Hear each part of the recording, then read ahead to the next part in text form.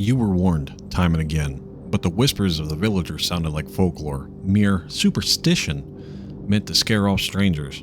The air in the small town was thick with humidity, and the evening sun sank slowly behind the jagged peaks that framed the village. The old woman selling incense at the market glanced up at you, her dark, sunken eyes speaking of secrets untold. "Do not stray off the path when night falls," she muttered. "It is the time of the hungry ghosts."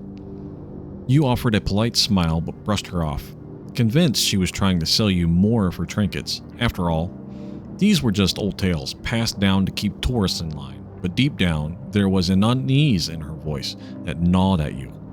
As twilight deepened, you found yourself wandering the edge of the village, following a dusty trail into the surrounding forest. Lanterns flickered in the wind, casting eerie shadows on the ancient stone walls that lined the narrow streets. The villagers had lit them, small flames flickering as offerings to appease the spirits. You noticed bowls of rice, fruit, and other small tokens left behind shrines along the wall. Odd, you thought, but quaint.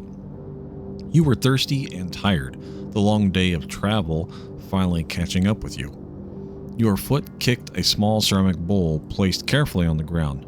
Rice spilled out across the road, the fragrance of incense mixing with the cold evening breeze. You chuckled to yourself, bending down to inspect the offering more closely. Who still believed in this stuff? Before you could stop yourself, you carelessly kicked over the offering, sending the contents tumbling into the dirt.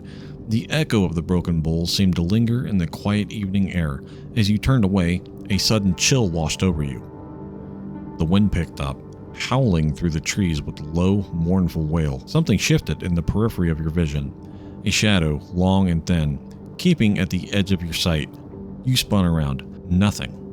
The tree stood still, the lanterns now casting a dim and unsettling light. It felt like something was watching you. Back at the inn that night, the sensation followed you. In the dim light of your room, you noticed faint movement in the corner, a silhouette that didn't quite make sense. You shrugged it off, closing the curtains and trying to sleep, though every sound outside the window seemed amplified. Crickets chirping, leaves rustling, and faint whispers, as if the village itself was holding its breath. You woke up in the dead of night, your throat dry, your body slick with cold sweat. The weight on your chest was unbearable. Your heart pounded as your eyes adjusted to the darkness, and that's when you saw it, at the foot of the bed. A shadow. No. A dark figure. Dark, twisted, and hunched over. Its limbs were too long, its body too gaunt. Hollow eyes peered at you from the void, and its mouth, a thin, gaping maw, seemed to stretch unnaturally wide, as if it were hungry. So hungry. You tried to scream, but nothing came out. The figure's mouth opened wider, and you could hear it whispers, low and echoing, as if from the depths of a well. Its voice was like dry leaves being crushed underfoot. "You took everything from me." The words slithered into your mind, like icy tendrils coiling around your spine. You scrambled back, your body frozen with fear. The figure crawled closer, its bony fingers dragging along the floor. Your throat tightened as you felt an invisible grip around your neck.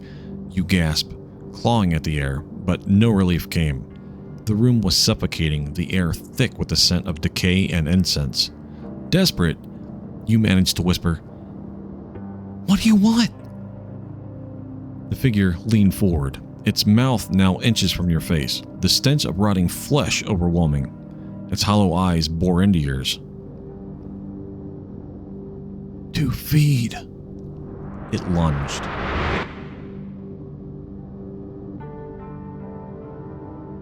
What's up, everybody? Welcome back to the channel. My name is Stone Rock. What we do here is we go over folklore, myths, haunted places, cryptids. We go over a lot. There's actually quite a bit that we go over on this channel. I like to dumb it down a little bit to just cryptids and like haunted locations. There's actually quite a lot that we go into. Today we're talking about hungry ghosts. This is Chinese, this is Buddhist, this is Taoist. There's a lot of beliefs tied in with this kind of stuff. So without any further ado, also, if you like what we do here and you want to support the channel, like, subscribe, hit the bell icon, that way you're notified whenever we upload new stuff. Leave me a comment below. Let me know what you think of this episode. Now, let's get into it. Now that we've felt the eerie wrath of the hungry ghost in our opening tale, let's dive deep into the history, folklore, and religious traditions that have shaped this terrifying belief. The concept of the hungry ghost can be found in multiple traditions, each offering a unique perspective on the origins, nature, and purpose of this restless spirit. I also kind of want to note, there are cultures all over the world that leave out offerings for spiritual entities, whether they be like the Tokoloshi. People leave out stuff for that. There's things in South America that people will leave offerings like, rice and honey and stuff like that out for. Cigars for one of them. There's all sorts of, worldly belief and these kind of like hungry, spiritual beings. So it's not just tied to the Buddhist, Taoist, Chinese folklore. But let's get back into it. Buddhist traditions and the cycle of desire. In Buddhism, the realm of the hungry ghosts, or pretas, Pretas, is a metaphor for the consequences of unrestrained desire and cravings in life. Buddhist cosmology often speaks of 6 realms of existence: gods, humans, asuras or demigods, animals, hungry ghosts, and hell beings. Each realm reflects a different state of the karmic consequence, with the hungry ghost being one of the lowest due to their overwhelming attachment to desires. According to the Buddhist teachings, pretas are souls who, during their lifetime, committed sins driven by greed, envy, or extreme cravings.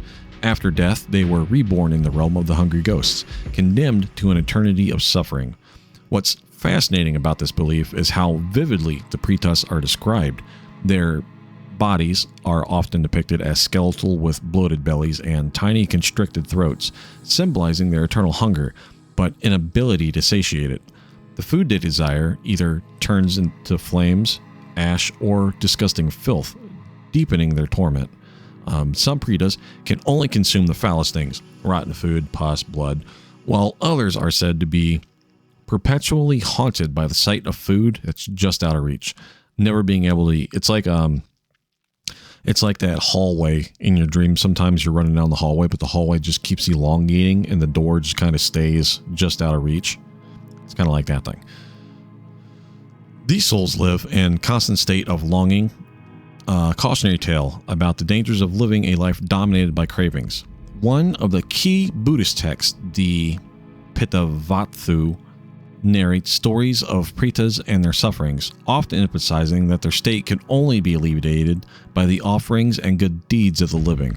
This led to the creation of rituals such as the Hungry Ghost Festival, where people make offerings to the ancestors and wandering souls to ease their suffering and help them move on to a better rebirth. Because it's karmic, it's cyclical. Chinese folklore, ancestral wrath. In Chinese folklore, the idea of a hungry ghost takes on a slightly different role, intertwined with ancestral veneration and filial piety, or piety. A soul becomes a hungry ghost either due to an improper burial, neglect by descendants, or just because they led particularly sinful lives. These ghosts often hunt their descendants, bringing misfortune or illness if they are not honored properly. During the ghost month, which falls on the 7th month of the lunar calendar, the gates of the underworld are said to open, and spirits are free to roam the earth.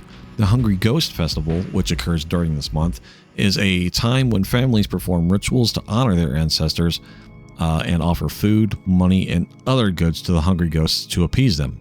It is believed that these offerings not only feed the hungry ghosts, but also protect the living from their wrath. Families burn joss paper, fake money, and other items like fruit, meat, and wine to these spirits. Temples are often filled with offerings, and operas are performed to entertain the spirits. The belief is that without these rituals, the ghosts may cause calamities or bring bad luck to those who have wronged them. The concept of hungry ghosts here also emphasizes the importance of honoring one's family. Disrespect to ancestors is seen as a grave offense, with spiritual consequences reaching beyond the grave. Taoist belief, rituals to appease the spirits. In Taoism, hungry ghosts are seen as lost souls who are stuck between the world of the living and the dead. They haven't made peace either because of improper burial or because of some sin committed during their lifetime. Taoist priests are often called upon to perform exorcisms or rituals to help these spirits move on. One of the key festivals in Taoist tradition is the Zhongyuan Festival, which occurs during the ghost month. Taoists believe that the gate to hell opened during this time and the spirits of the deceased return to the world of the living. Elaborate rituals are performed to prevent these spirits from harming the living.